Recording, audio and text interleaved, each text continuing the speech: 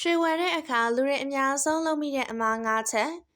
ရွှေကိုဝယ်ယူစုဆောင်းခြင်းဟာခိုင်မာတဲ့ယဉ်ကျေးမှုတစ်ခုဖြစ်ပေမယ့်သေချာနားမလည်ပဲဝယ်ယူမိရင်တော့မလိုလားအပ်တဲ့ဆုံးရှုံးမှုတွေနဲ့ကြုံတွေ့ရနိုင်ပါတယ်။လူတော်တော်များများဟာရွှေရဲ့အရေးသွေးနဲ့အလေးချိန်ကိုတိတိကျကျမစစ်ဆေးမိတာ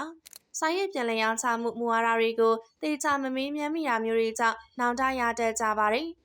ဒါအပြင်အခောက်ရွှေနဲ့ပဒိန်ထဲရွှေရဲ့ခွာခြားချက်တွေကိုသေချာမခွဲခြားနိုင်ပဲဝယ်ယူမိတဲ့အမှားတွေကလည်းအများဆုံးဖြစ်လေရှိပါတယ်။ဒါကြောင့်ရွှေဝယ်တော့မယ်ဆိုရင်ငွေကုန်ရကျိုးနဲ့ပြီးစိတ်ချရအောင်အခုပြောပြမယ်ရွှေဝယ်ရင်လူအများဆုံးလုပ်မိတဲ့အမှား၅ချက်ကိုမဖြစ်မနေသိထားသင့်ပါတယ်နော်။ရွှေဝယ်တဲ့အခါအရေးအသွေးကိုသေချာမစစ်ဆေးပဲဝယ်မိတာဟာငွေကြေးဆုံးရှုံးနိုင်ခြေရှိတဲ့အမှားတစ်ခုပါ။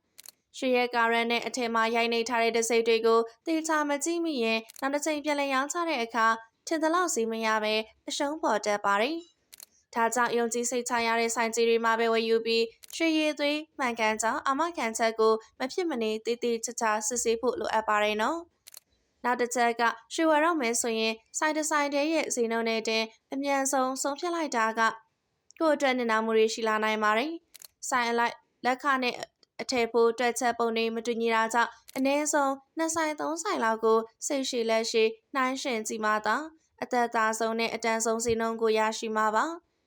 စိတ်လောပြီးဝယ်ယူလိုက်တာထက်ဈေးကွက်ပေါက်ဈေးနဲ့ဆိုင်တွေရဲ့အထူးလျှော့ဈေးတွေကိုသေချာချင့်ချိန်ပြီးမှဝယ်တာကယင်းနှိမ့်မှုအတွက်ပိုပြီးစိတ်ချရပါတယ်။နာမည်ပြရှိရဲ့ဆိုင်ဒါမှမဟုတ်ခိုင်မာတဲ့အာမခံချက်မပေးနိုင်တဲ့ဆိုင်ကနေရွှေဝယ်မိတာဟာကိုပစံကိုစွန့်စားရရောက်ပြီးနောက်တစ်ချိန်ပြန်လည်ရောင်းတဲ့အခါအခက်တွေစေနိုင်ပါတယ်။တန်မိုးကြီးရတနာဖြစ်လို့ဝယ်ယူပြီးရင်လည်းအရေးသွေးနဲ့အလေးချိန်အတွက်တာဝန်ယူပေးမဲ့ဆိုင်တစ်စိမ့်နဲ့ဘောက်ချအစစ်မှန်ရဖို့ကအလွန်အရေးကြီးတာပါ။ဒါကြောင့်နာမည်ကုန်သတင်းကောင်းပြီးလူသိများတဲ့ဆိုင်ကြီးတွေမှာပဲစိတ်ချလက်ချဝယ်ယူစုဆောင်းဖို့ကအကောင်းဆုံးယဉ်နှိမ့်မှုဖြစ်ပါတယ်။